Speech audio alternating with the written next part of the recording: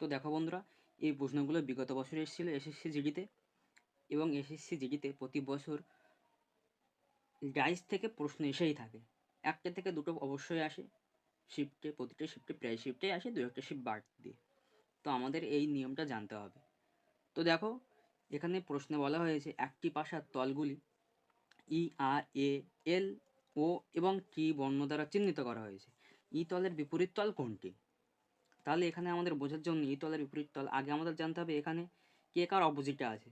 আগে আমরা কমন খুঁজবো। দেখো এখানে কমন বলতে আছে আর, তাহলে এটাকে হয় আমরা ক্লকওয়াইজ নয়তো অ্যান্টি ক্লকওয়াইজ ঘুরিয়ে নেব।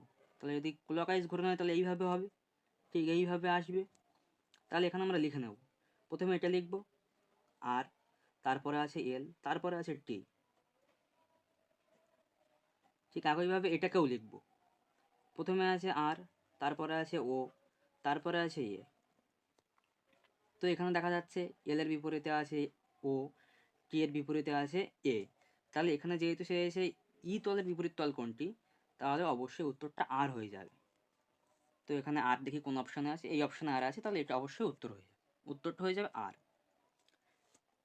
ঠিক তেমনই আরেকটা প্রশ্ন দেখো, এখানে বলা হয়েছে কে তলের বিপরীত তল কোনটি। তো এখানে প্রথমে আমরা কমন খুঁজে নেব। কমন এখানে দেখো এইচ আছে, আই আছে, এইচ আছে, আই আছে।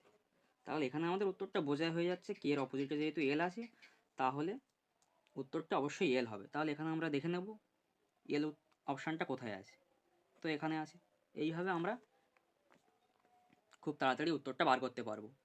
যদি তোমাদের ভিডিওটি পছন্দ হয় অবশ্যই একটা লাইক করো এবং একটা কমেন্ট করে দিও। আর যদি এই বিষয়ে বিস্তারিত জানার ইচ্ছা হয় তাহলে বড় ভিডিও আনার জন্য তোমরা কমেন্ট করো, অবশ্যই বড় ভিডিও এনে দেবো।